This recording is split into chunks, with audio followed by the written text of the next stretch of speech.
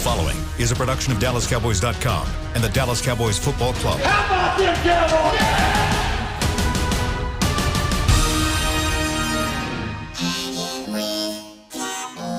Blowing out of the backfield, exploding down the sideline. This is Hangin' with the Boys, presented by Wingstop, where flavor gets its wings. Now, your hosts, Nate Newton, Kurt Daniels, Jesse Holley, and Shannon Gross.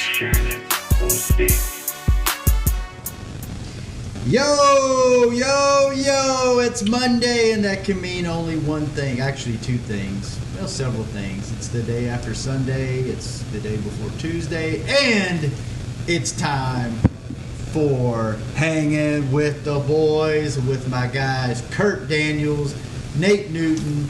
Jesse Holley, as usual, is running late. We've all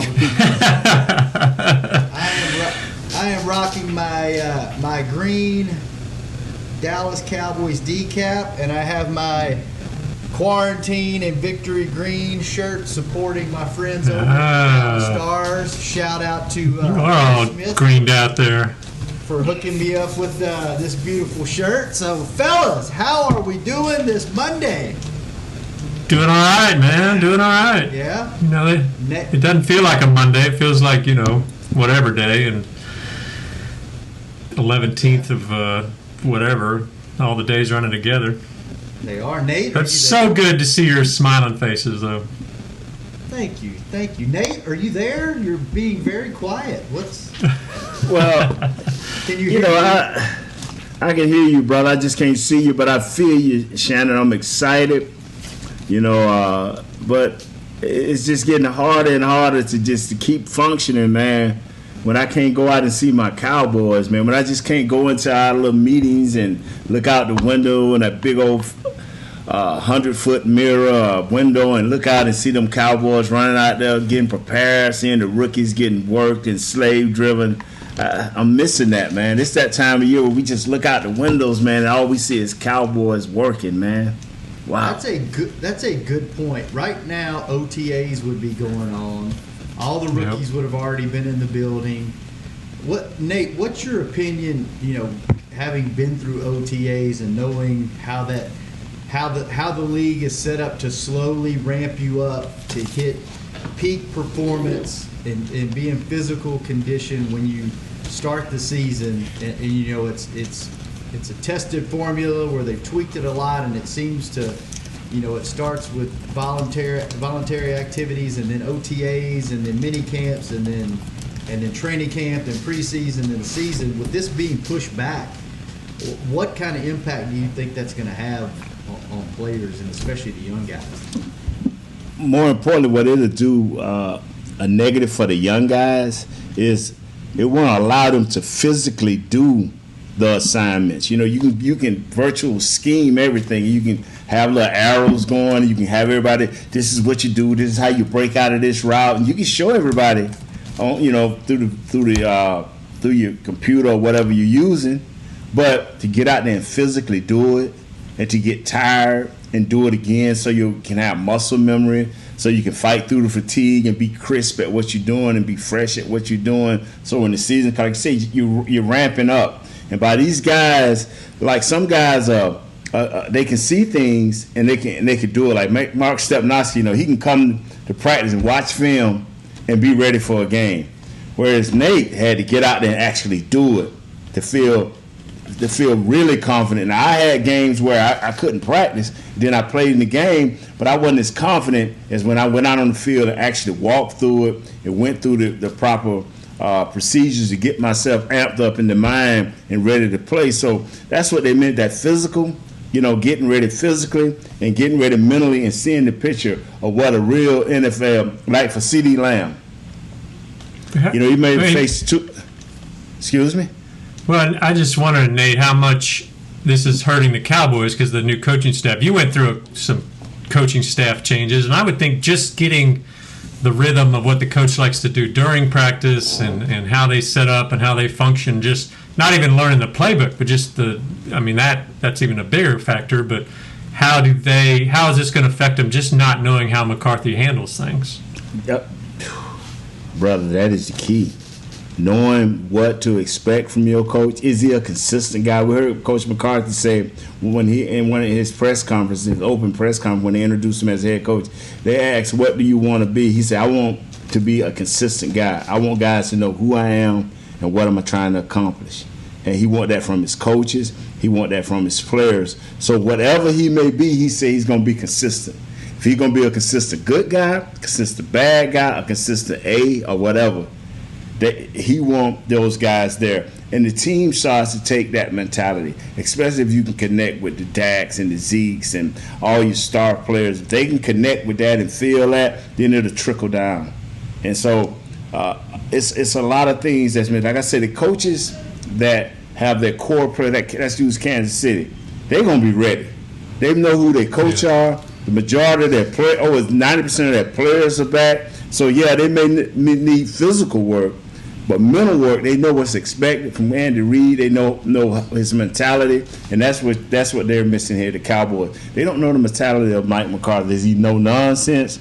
Is he a guy that's easy going and leave it to the players to get a lot of it done in the locker room and setting the culture? Or is he going to set the cultures, him and Coach Mike Nolan and Kellen Moore feeding into him? Because even the coaches got again, like, Kellen Moore and Leon Lett, they're the two new guys, that's coming into the staff. What are going to be the changes there so they can, the coach the coordinators coach the position coaches, and the position coaches get it out to the players. Well, how hard is it for a player? Is it tougher adjusting to the head coach or tougher adjusting to a new position coach? Position coach, that's who you with all the time. You go listen to the coach, you look at the coach, he tell you his rules, he tell you his philosophies, he tell you what he expects. Now it's up to your position coach to nail that in. He has to nail that attitude of the head coach in, and then the coordinators in. So you're going to get to know and adjust to you. Like Jimmy, I would see Jimmy in the hall, and Jimmy just wait, that little ugly nod of his. And then he'll go on about his business. Tony Wise was the one that's saying, this is what we do here. This is how we going to do it. And Jimmy was like you, Kurt. Your wife dictate all day, but said, you want me to tell Daddy? Because he expected Daddy to come home and bring the strap. You see what I'm saying? So that's how it is. It's no different. You know what I'm saying? If Kurt don't come home and bring the strap, then the kids gonna be like, "Oh, Mom, we ain't worried about Dad." You know what I'm saying? Hey, Nate, what do you think? There's a lot of different groups that rely on communication really heavily. Offensive line comes to mind. Quarterback with his receivers comes to mind. Linebackers communication. Secondary communicating assignments and things like that. What group or groups do you think are impacted the most by not getting physical reps? Oh man, the offensive line. The offensive line, because the offensive line, especially teams that are offensive minded, like the Dallas Cowboys, who protects it all, man?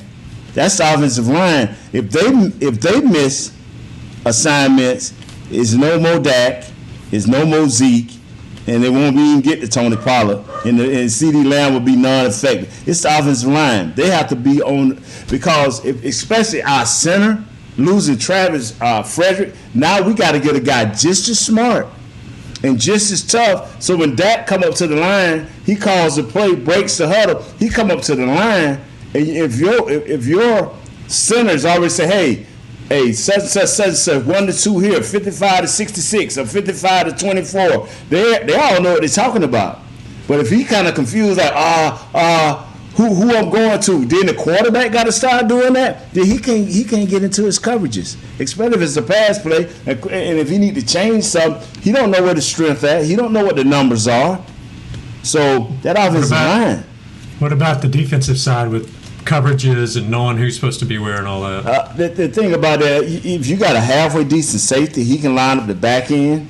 And if you got a halfway decent linebacker, which we do in Sean Lee, and which Leighton is called defenses as well as Jalen, these guys can get them hogs up front. Just use a cattle prod, poke them, and let them move to the right hole, bro. Come on now, the offensive line, baby, we the smartest.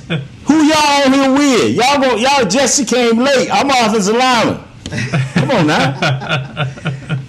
now. How much do you think this is going to affect Joe Looney? Moving back into the starting role at center with a new offensive line coach. Coach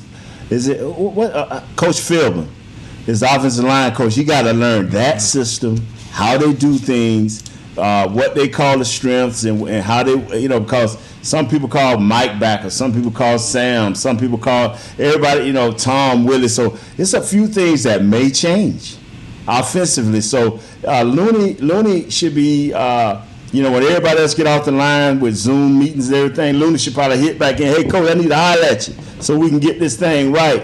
Him, Connor McGovern, they say Connor Williams want to throw his hat in there at center. So, yeah, so let's see how this thing work, man. But I'll go back to what Kurt said.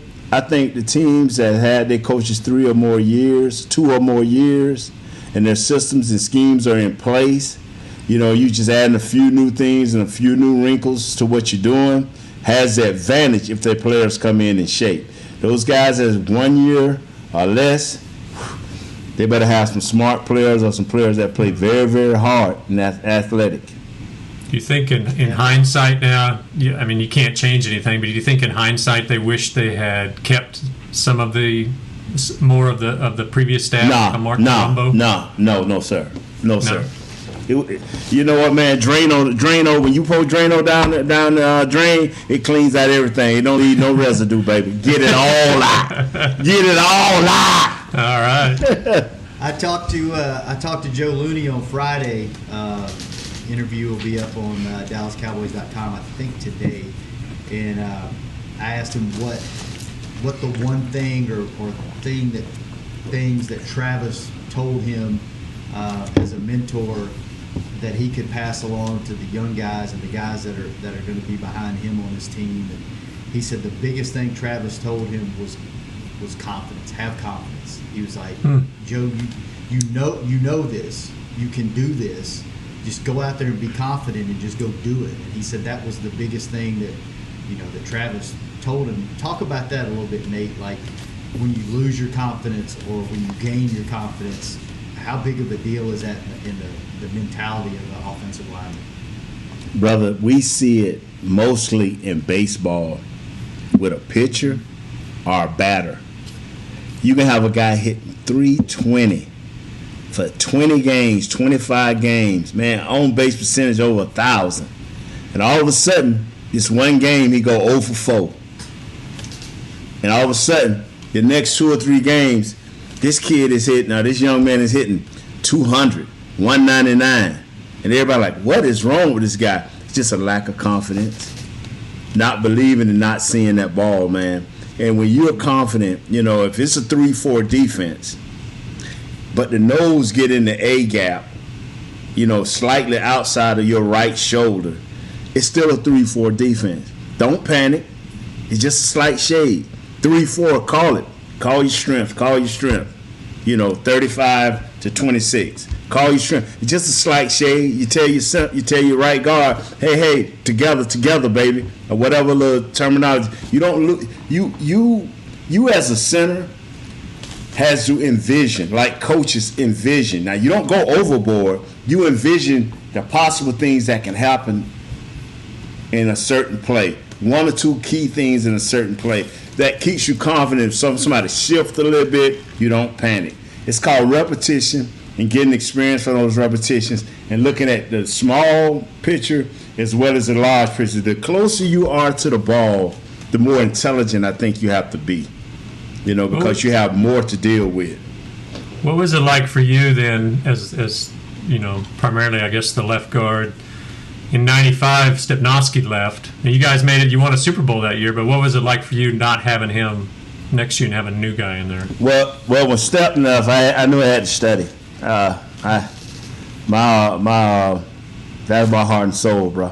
When he left, I'm telling you, me and Steph had that thing down, man. I ain't never knew who to block. Hey, me and Steph had a little conversation. We used to have conversations. People be looking at us. Steph be telling me who to block. And the Coach Wise knew it. Like, they would give us tests. I never passed the test. It wasn't because I wasn't smart enough. I'm serious. It wasn't because I wasn't smart enough to know, but I had Stepnoski.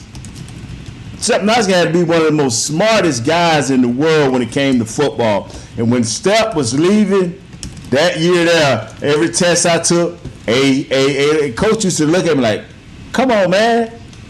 I said, yeah, coach. I said, I ain't got my boy here. When you have a smart center, it alleviates a lot of pressure. Now, I don't know in today's football, but I figure the more defenses they got, the more fronts, the more exotic looks they have, that center has to be a smart guy. Also the other guys too, because we played a lot of base fronts back in the day, 3-4, 4-3. And you saw exotic teams like anybody that played a 3-4 was more exotic because you didn't see that a lot in the league. So, but Step was smart. And like I said, when he left, then I knew I had to study. I had to get on my film work a little bit better. But it was easy. To answer your question, man, it was easy because we were so basic and so good. It didn't matter what you lined up in. You just hope you didn't get caught up in that road grade. What have Nice. you heard, Nate? What have you heard about? Heard bits and pieces of Cheeto possibly moving to safety. What have you heard kind of through your connections and your contacts about that? Is that happening? Is that kind of up for debate? What have you been hearing? Okay, I want to ask this question, Shannon and Chris. Kurt. This is what bothers me when you go to saying we're gonna put this kid at safety. Clinton Dix, is he a backup? Is Woods not what you thought he was? Which one of these guys? We're going to have a three-man rotation, and how are we going to play this rotation? I think if we're going to put Awuzie back there, he has to start. It can't be we're going to spot play him. He has to start and get as many reps as he can to get good at this thing. You draft him, I think, in the second round, if I'm not mistaken. And you want to get all the juice you can out of this kid. So which one of these guys take less reps? Is it Clinton Dix or is it Woods? Now Xavier started to get better, as the season progresses. So my question to you guys, I've heard that and that sounds good, but who is the odd man out? And you have to answer that question because even though Coach McCarthy and Coach Mike Nolan don't owe anybody something, you do like to have an explanation as a coach why you're doing what you're doing so the players can buy into your system. Yeah, the Dallas Morning News had a story a couple weeks ago where they sort of said that it looks like Awuzie is going to move to safety, and I just don't quite get it because they already seem short at cornerback.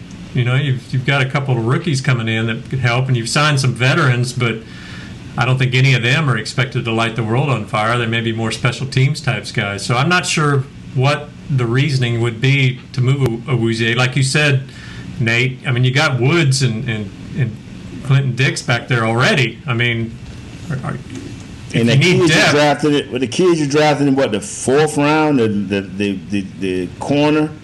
Slash safety. I read where he could be a great safety too. So what are we doing? A lot of things is up for speculation because of this period we in.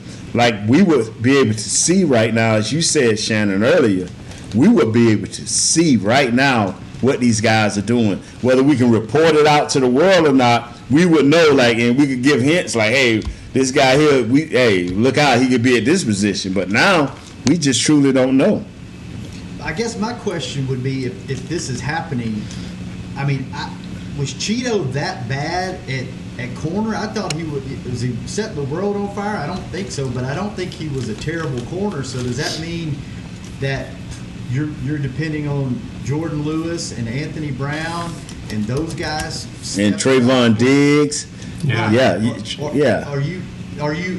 it, do you, I guess you feel like you got more depth at corner than you do safety, and that's why you would make this move because, I don't think Cheeto was bad at corner.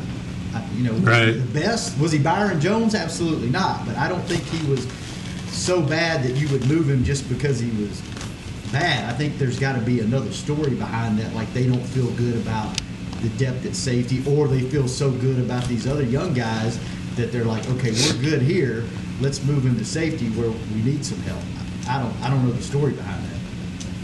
I think it's just evaluation, Shannon. If this what has been leaked out is true, it's evaluation. Like Jones was going back safety to corner. Coach came in last year and said, "This dude a corner, and we need him as a corner." So here we sit. Now he makes multi-million dollars as a corner in Miami now. They reassessed his talent and saw what he truly was. Now he's in Miami, making plenty of money. Maybe this is one of those cases where they're like, man, Awuzie is a safety. Now the question is, can he help line up that front end with that back end? You know, can he break down plays and get everybody lined up? If he can, maybe he's a bigger, better safety than Woods, or maybe he a little bit better than Clinton Ha-Ha Dix. We won't know until Ha-Ha Clinton Dix. Do guys like this, and I have no idea, but him as a cornerback, would he feel like this is a demotion to move to safety? The way things have gone for this kid, mentally and physically, the last few years, I would think that if a coaching staff sees him as a safety and say, hey, we're going to start you here as safety, we feel like you can help this team, I would look at it as a plus. Now, I can't tell you what this kid is feeling, but I would look at it as a plus. Okay, these people are going to give me every opportunity to excel in this, and then if he get in that curtain and have some success, then that may be his position. You know, now a lot of people always look at, man, ain't no money at safety. Well, ain't no job if you ain't playing safety. That's true. That's true. All right, fellas, let's take our first break. When we come back, is Jalen possibly changing positions? And can we find Jesse Holly? Where is Jesse Holly? Let's see if we can find him when we take this break. We'll be right back on Hangin' with the Boys. The Cowboys way, where Thanksgiving means spending the day with 100,000 of your closest family and friends to watch the game live. Where 16 Hall of Famers and 5 championships show us what success looks like. Where we're all defined by one single thing, the star. Where we as fans have the power to keep the tradition going. Bank of America is proud to be the official bank of the Dallas Cowboys and to support the quest of living life the Cowboys way. What would you like the power to do? Bank of America. Copyright 2019, Bank of America Corporation. Your new apartment's big. Such a great deal. It's okay. Just okay? What's not to... It's right above the subway! Well, I bet you don't even notice it after the... That's my neighbor, Angus! A deal that's just okay is not okay. Get a great deal with America's Best Network. Come into an AT&T store to find out how to get one of our popular smartphones for $0 down. Based on GWS 1 score, September 2019. Since 1865, Stetson hats are American-made with pride right here in Texas. And Stetson is proud to be on the field with America's team. Want to show your Texas and team pride too? You can. By purchasing your own Stetson, you can look just like how the flag guys do on field at every home game. Stetson hats, the official crown of all self-respecting Cowboys, and your favorite football team. Get yours today at shop.dallascowboys.com or at stetson.com. Hey, Cowboys fans, ready to spice up your next watch party? Bring Yo Quiero guacamole and be the game day hero. Yo Quiero means I want, and we know you want great, fresh-tasting, ready-to-serve guacamole for your home gating and tailgating events. Made with real avocados and the perfect blend of spices, it will be the star of any party. You can find us at your local Albertsons or Tom Thumb in the deli section. If you can't find it, talk to your store manager and tell them, Yo Quiero guacamole. Back to Hangin' with the Boys. We are back. The SWBC Mortgage living room in Frisco, Texas. Kurt. Yes, sir. Nate, go to wingstop.com now to get that undeniable deliciousness delivered right to your door. Your choice of 11 mouth-watering flavors like zesty lemon pepper, mango habanero, or spicy Korean Q, all available in boneless or classic. Wingstop, where flavor gets its wings. That must be where Jesse is. He must be Nate, the Wingstop run. Nate, did you get your delivery of wings yet? Well, that's what I'm saying. I ain't know I had to go to Stop.com to get the wings when Shannon's supposed to call somebody and have them delivered. How about ShannonGross.com? Please deliver my wings. So I found this out last week. We have a new Wingstop rep. So remember Rolla Bradley? That was our guy that would get us hooked up with Megan and get us free wings all the time. Yeah. Mm-hmm. He is no longer our internal rep. We have a new rep. So that may be what causing the hold up. I don't know. I just know it's not my fault. They say losing teams will place blame, brother. Because y'all know me. I like some free food just as much as the next man. And I want some free wings. Shannon, you're our position coach, you realize. We're relying on you to deliver the message, and get it right. Well, we don't care about head coaches and Rollas and reps. We're relying on our position coach here. Well, see, these sponsorship folks put me in a bad spot with you guys because they tell me, hey, we're going to do this. I relay it to my teammates, and then when they don't pull through, I look like the bad guy. So you are the bad guy. Okay. Here we go. Wait a minute. Do I hear? Is Jesse Holly? Has he joined us? Oh. I hear Jesse Holly's phone is sideways. Yeah, there he goes. Now he's right. Jesse, are you there? He's our coach, our position. So when he our position coach.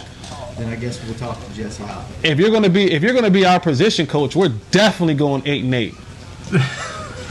Hey, you know what? You just got the $5 that we owe you for the show for showing up. You don't criticize your position coach and show up late. So you just got knocked $5. Where you been? What have you been doing? What's more important than this show, Jesse? The job that actually pays me a little bit more than the $5 I'm going to make on this show.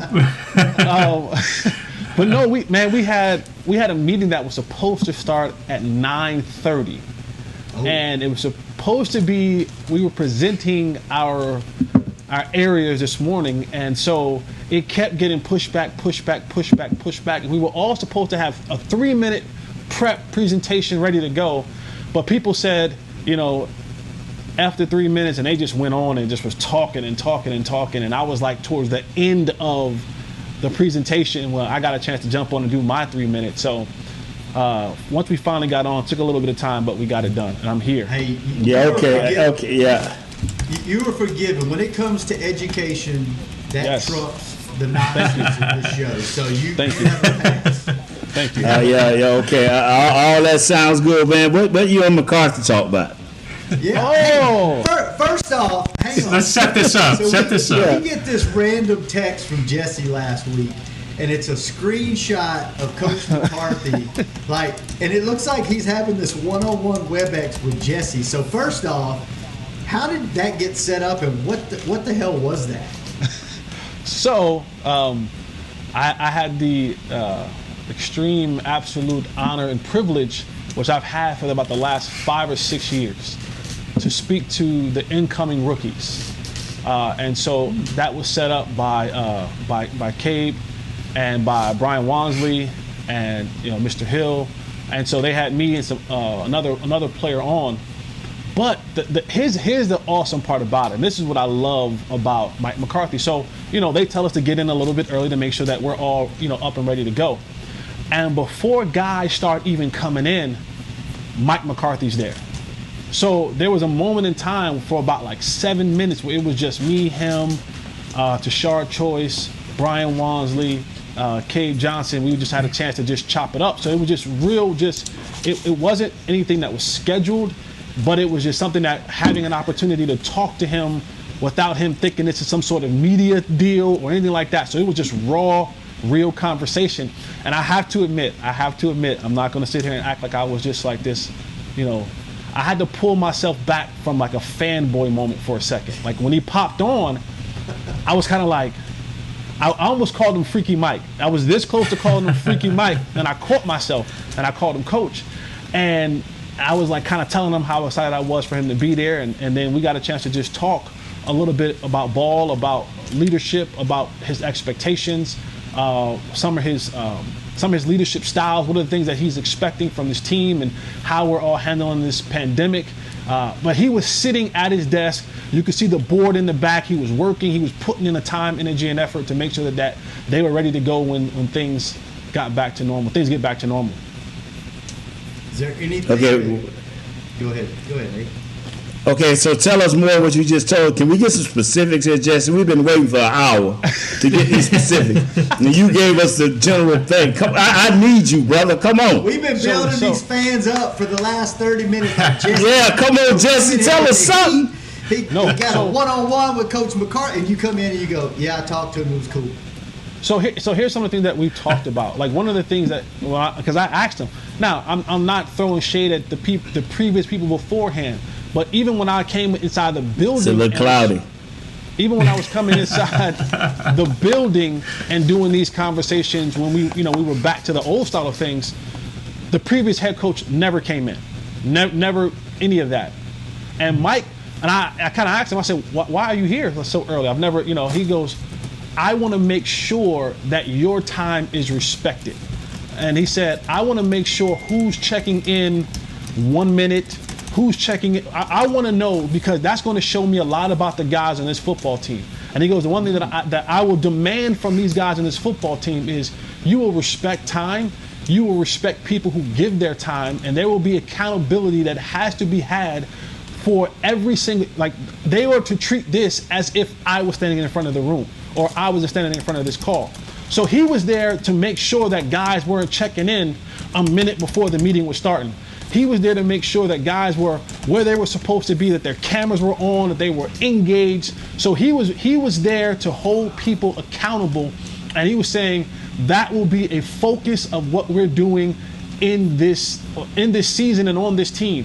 Guys will be held accountable for their actions. Guys will be held accountable for their assignments. Guys will be held accountable for their character. Guys will be held accountable for the things they do on and off the field. So that was one of the first things that he said in that conversation. And he goes, I'm very big on respect, because you guys don't have to take time out of your schedule to talk to our rookies, and they should be here and respect you as such.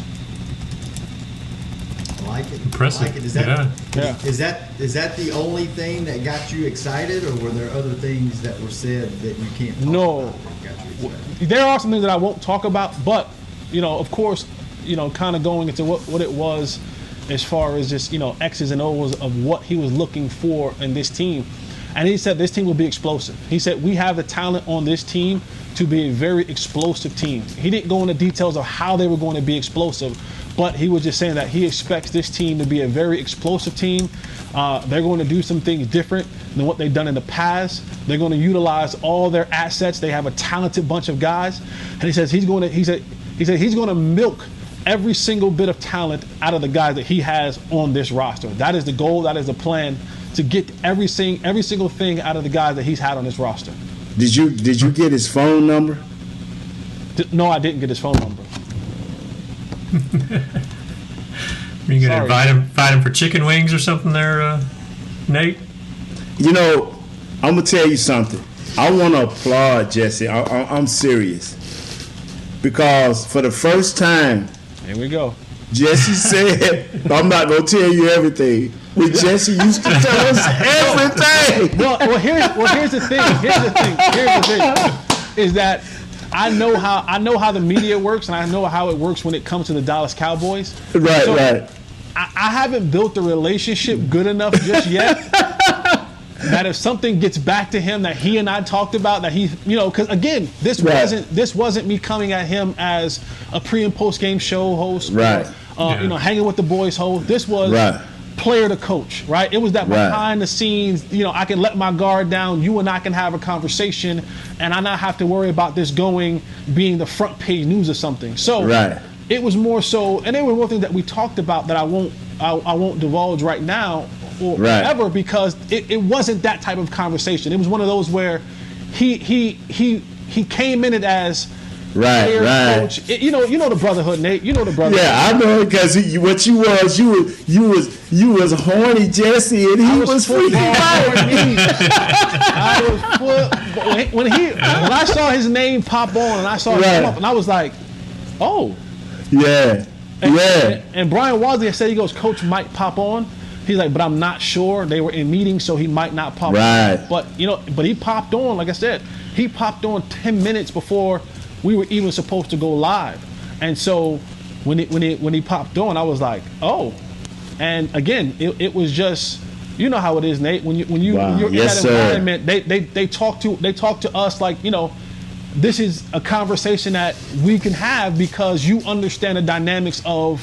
Thank you. What that's supposed to be. So I haven't built that relationship where I can go and say something and he'd be like, you know what? Screw you. You'll never talk here again. You'll never say anything here again. Yeah. So yeah, once me and Freaky Mike get like this, then I'll be able to kind of share more stuff. So Jesse ain't setting the bridge on fire until it's built, and then he'll burn.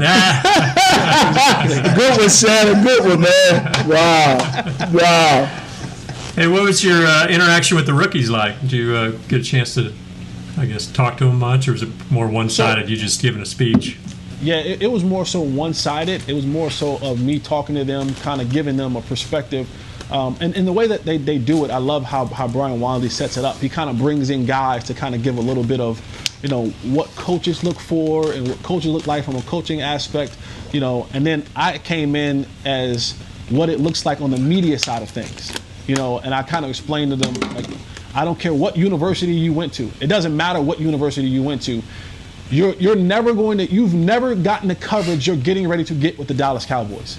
It is unprecedented, the coverage that you're going to get. Everywhere you go, you are being watched. You are being recorded. We will find out. So don't think you can hide stuff. But I told them, I asked the question, I said, show of hands, how many people are snitches? And all of them, to a man, looked at me like I had 10 heads.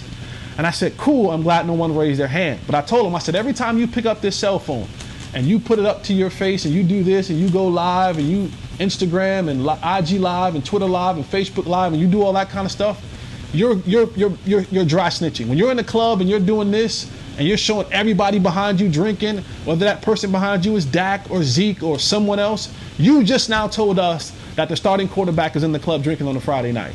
Right? Or you just told us that this is happening. Or you're in your home and you're showing all stuff that you have in your home. You just let me know all the valuables that you had in your home. So you just basically dry snitch on the people that is in your home or the people that's, whatever it is. And I go, look. I said, look at the draft.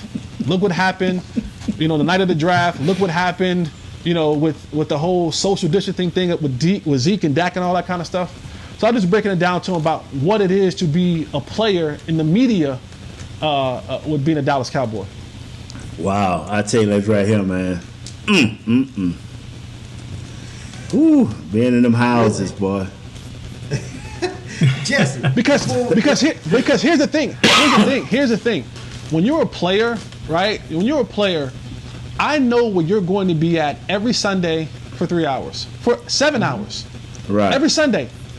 Like, no doubt about it. And if it's a home game, 9.99% of the time, whoever is in your entourage or in your family is going to be at the game with you.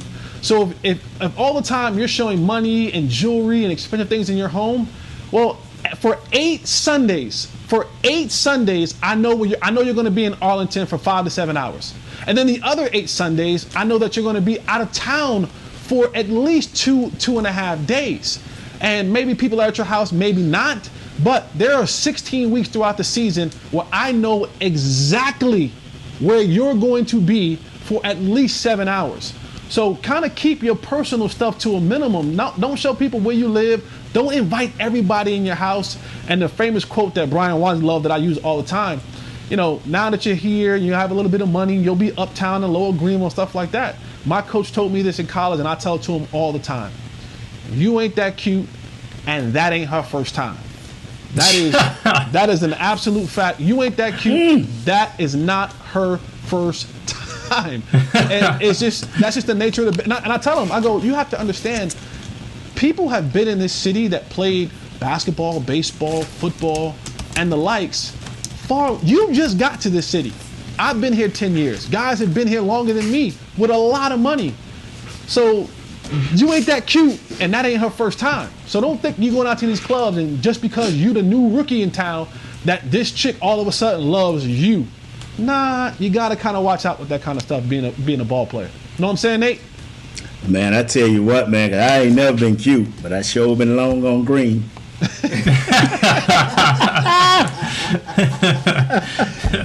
Hey, Jesse, before we take our next break, you talked to Coach McCarthy. We know you had your fangirl pants on. Where would you rate him right now on the list of great coaches in this league? Obviously, you would put Belichick up there. You would probably put Sean Payton up there. Pete Carroll's probably in that mix. Would you put him top 5, top 10? Where would you rate McCarthy before he steps foot on the Cowboys field? Where do you put him right now? He's definitely in the top 10 conversation. I mean, being out of the game for a little while, and I'm not trying to be biased, but he's definitely in the top 10 conversation when you look at, I think the top 5, are guys like Belichick, Sean Payton, Andy Reid, Mike Tomlin, guys like that. That kind of top 5 conversation is kind of solidified with those guys. But he can fit anywhere from 6 to 10, even being off and out of the game for a little while. Because Andy Reid just went into the top 5 too, so. Yeah. Because Andy Reid. So when you look at Coach McCarthy, Jesse, you tell me if I'm close or not. But when you say offensive minds, now you talking about a top 5 guy with his innovation early in his career with Green Bay. It kind of weaned off at the end, but offensive minded, yeah, he is a top 5, top 6 coach. But then when you go overall, those other coaches that Jesse mentioned really are a little bit ahead of him at this time. And not to and feel how you feel, but there's no Aaron Rodgers and there's no Mike McCarthy. Like, he helped develop one of the baddest and most dangerous, and of course, being a Cowboy fan, one player that we've seen far too often showcase his skills, one of the baddest quarterbacks we've ever seen play. Like, you got to give Mike McCarthy some credit in that he helped develop what we call the baddest man, under center at times. Ice cold, man. Ice cold Aaron Rodgers, man. We've seen it up close too many times. All right, fellas, let's take a quick break, and when we come back, we'll give Jesse his $5. We'll talk about Jaden Smith possibly moving, and I want to know who you think on this offense or maybe defense is going to benefit the most by CeeDee Lamb being in the picture. All this and more when we come back on Hanging with the Boys. Planning your next family vacation? Make it Dreams Playa Harris Golf Resort and Spa. Enjoy the perks of unlimited luxury at this all-suite beachfront haven where gourmet meals, premium drinks, and activities are all included. Only 10 minutes from downtown Cancun, Dreams is situated on a private white sand beach. Soak in the views from the infinity pool, pamper yourself at our spa, or enjoy family time at the lazy river and water park. Book your stay today at Dreams Playa Harris by visiting dreamsresorts.com. Want to use what the pros use? How about the official men's skincare brand of the Dallas Cowboys, Jack Black? Right now you can get the Jack Black Starter, a curated collection of Cowboys locker room favorites for just $10 with free shipping. The starter includes 4 Jack Black skincare favorites plus a full-sized intense therapy lip balm. Go to getjackblack.com/Cowboys and use the code word TEAMJB. That's getjackblack.com/Cowboys. The Jack Black Starter, $10, free shipping. The Cowboys way, where Thanksgiving means spending the day with 100,000 of your closest family and friends to watch the game live. Where 16 Hall of Famers and 5 championships show us what success looks like. Where we're all defined by one single thing, the star. Where we as fans have the power to keep the tradition going. Bank of America is proud to be the official bank of the Dallas Cowboys and to support the quest of living life the Cowboys way. What would you like the power to do? Bank of America. Copyright 2019 Bank of America Corporation. Your new apartment's big. Such a great deal. It's okay. Just okay? What's not to... It's right above the subway! Well, I bet you don't even notice it after the... That's my neighbor, Angus! A deal that's just okay is not okay. Get a great deal with America's Best Network. Come into an AT&T store to find out how to get one of our popular smartphones for $0 down. Based on GWS 1 score, September 2019. Back to Hangin' with the Boys. Back here at the SWBC Mortgage Living Room live in Frisco, Texas, and here at the Cowboys, we cannot wait to get back on the field, and we know you can't wait to pack AT&T Stadium to cheer us on. When that time comes, SeatGeek is the place to get all of your Cowboys tickets, plus tickets to the hundreds of games, concerts, rodeos, and other live events we'll be able to enjoy again soon. Every SeatGeek purchase is protected by a buyer guarantee, which means you'll get your money back if your event is canceled. Guaranteed. SeatGeek. Let's go. All right. Hey, let's go. We were talking about something in the break, and I saw Jesse, I saw your tweet. Everybody's talking about the Last Dance documentary on Michael Jordan. Everybody's, fired up about that. There's been, all kind of sidebar conversations around different parts of that.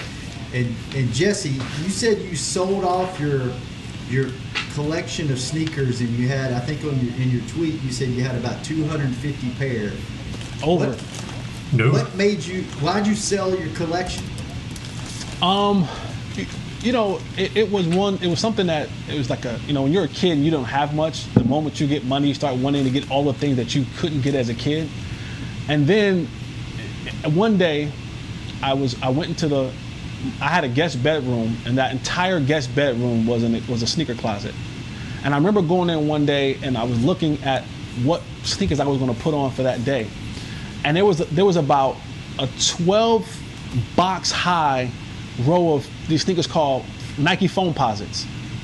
And at retail, they're $250 a piece. Retail. And so imagine what the resale market looks like, and imagine the ones who are, a specific type of special brand. They can fetch anywhere from $400 to $600 to $700. So I had a box about 12 high at $250 a piece or more, and I only had worn two out of the 12, and I've had those for about, at that time, 5 or 6 years. So here it was, I had thousands of dollars of sneakers in these boxes in a room that I never wore. And it just made no sense that I just was spending money to hoard sneakers. And I wasn't wearing them. I was wearing some of them. I wasn't wearing all of them. And it was like certain ones you just can't wear on the street. I gotta have an event or something special. Like, you gotta see these when I put these on. And I just looked around and I said, what am I doing? What am I doing? I've wasted far too much money, because the sneaker game is a black hole. And I said, I can't do this anymore. Let me just get rid of them. And so I found a buyer in California, and I found a buyer. I kind of sold some pieces separately, but then I found a buyer in California to buy them. And so I loaded them up in a U-Haul and drove all the way to California, and sold them, and bought a house. Wow. But you said there was one thing. Bought a house. You said there was one pair that you wish you wouldn't have sold. What pair was that? Yeah, that was the pair they talked about last night, the infamous flu game, which was actually the food poison game. We found out for sure last night, in that one with Michael Jordan, and it was the flu game Jordan 12s. They were, the colorway was all black and in the gym red, Chicago red, and so those were the ones that I was there's some that I kept. Like there's about 20 pair that I actually kept. I was like, I cannot get rid of these. They had more sentimental value to me. I had them when I was in college and won a national championship with a lot of those. But those were the ones I was like, ugh, and I gave them and I sold them away. And I mean, they fetched a pretty penny, but I wish I didn't. I wish I still had them. The flu game 12s, the food poison 12s, whatever you want to call them now. Nate, is there anything that you spend money on that you're like, this doesn't make sense why I keep spending money on this, but I keep spending my money? Yeah, but I stopped. There used to be cars and trucks, but I stopped because the money ran out. What's the one car or truck that you got rid of that you wish you held on to? Oh man, Ford made this truck they call it Excursion. It's a big SUV, and they made a diesel. And if I had to do over, I bought 3 or 4 of them things. I would have every one of them. I would be like Jesse. I'd be stacked 12 deep. Man, that Excursion, there ain't a better vehicle in the world. Now, my favorite vehicles are Jeeps and Corvettes, but I'm talking about an all-around, do everything, family car, towing, hauling. That Ford Excursion, boy, it was a beast, especially that diesel. What about that motorcycle? You hated giving that up? Nah, man, that's a life-threatening thing if you don't do it right. So I gave that up, man. I like to see other people on them more than I do myself now. What about you, Kurt? Anything you just throw money at that you're like, this makes no sense? Besides your family? I'm going to say, my kids count because that's where all my money goes. That's about it. I don't know. How about you? What about you, Sean? You know, I used to be really big into trading cards when I was, I guess, in my college years. I would spend out, Hey, listen, those are coming back now. If you still have some, go to Mama Gro's house and go through the attic of the garage. And if you still have some, you might have some valuable stuff that you don't even know that you have. Yeah, because they're all going digital now. But I used to, like, literally, I was always broke. I wouldn't say we were ever poor because my grandfather and my mom and everybody always made sure that I enjoyed life, but we were always broke. Like, we would put stuff on layaway and we would pay for it the whole year, and we would, so I would literally remember days where I had like $3 in my checking account where I would have to decide if I was gonna eat a Big Mac or whatever fast food it was for that day, and just string it out all the way till Friday. But I would go spend my money on baseball and football cards. It was so stupid. I mean, now looking back, I was like, man, why didn't I just put some of that money away? I'd have been a lot better off. But that was my vice back in the day. So, all right, let's get back on track to some football. There are, we talked a little bit earlier about possibly Cheeto moving to safety. There's some rumors that Jalen may be moving positions. Kurt, you sent me a note on that. Where did you hear that? And what are the rumors around that? Well, that's been discussed, I think, in a couple different places. And he was interviewed on one of our local Cowboys blogs about, making the move, basically switching him and Van Der Esch, where Jalen would be more the weak side guy, a little bit more free to rush the passer or freelance maybe. And talking about moving Van Der Esch back inside to middle linebacker. I don't know. What do you guys think? Is that a good move? It seemed like Jalen kind of freelanced maybe a little too much last year anyway. And can Van Der Esch hold up playing that middle spot? Jesse, you can go first, cause wow.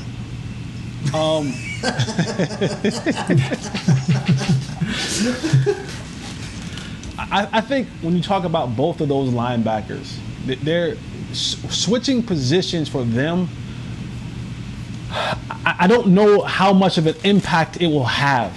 And I say that because their issue wasn't playing out of position. They had more fundamental issues. They had more things that fundamentally they had to improve on. Jalen Smith, whether he's playing Will, Sam, or Mike, he has to just be better at not trying to make everything a big hit. Break down and tackle the man. Shed blocks. Understand and diagnose plays better. Leighton Van Der Esch, the same thing. Be able to shed blocks. Be able to cover. Be able to, and for him, stay healthy. Those things, changing positions still doesn't change the fundamental things of where they struggled at last year. They will be helped a lot more this year because, in the words of Big Nate, is they got the big greasies in front of them, which allows them to keep the fat boys off of them or not get to them as fast or as solid. And now they're able to get downhill and get solid on the sideline. Jalen Smith and Leighton Van Der Esch, they didn't have position issues. They weren't playing out of position. They had fundamental technique issues that they struggled with. So whether you move them to Mike, Sam, Will, or the hot dog stand man, if they aren't doing what they're supposed to be doing fundamentally, technically, being technically sound in their fundamental training and all of them that they're supposed to be as linebackers, it doesn't matter where you put them. They have to be able to diagnose and hopefully, another year of experience, an off season where all you have to do and all you should be doing is studying what was previously done and what was will be done in the future to better yourself mentally. Linebacker that's a mental game. When you watch a guy like Ray Lewis play the game, he would always talk about the mental battle that he would play. You have to be able, and you see it with Sean Lee. Sean Lee has had a successful career when he's healthy, not because he's the most physically gifted person in the world. He's probably the least gifted person on the defense when it comes to just sheer athleticism. But what he's able to be is he's technically sound. He understands how to jack a guy up and get off of him, how to take a man halfway on, how to not get his shoulders in wrong places, how his eyes don't lie to him, and how he's able to see when a play is being diagnosed and when it's being run to attack it and be on the forefront of it and not being on the reaction side of it. So for linebacker, like quarterback, yes, it takes some skill to do it, but it's all about how you process it mentally and can you be technically sound in your fundamentals. For Jalen, do he believe that the team is first? A-gap mean A-gap. Clear eye view, baby. Yeah. Clear eye view. I can see Nate. Clear eye view, baby. Yeah. CEV. Swipe it up, baby. I'm with you all the way, Jesse. Can you value the team first and do your job? When it's 3rd and 5, can you tackle that dude for a 4-yard gain? We had several games where it was 9, 10, 11 missed tackles, and the majority of them are by linebackers. Can Leighton fill a hole when it's 3rd and 1 and it's Barkley coming down the middle?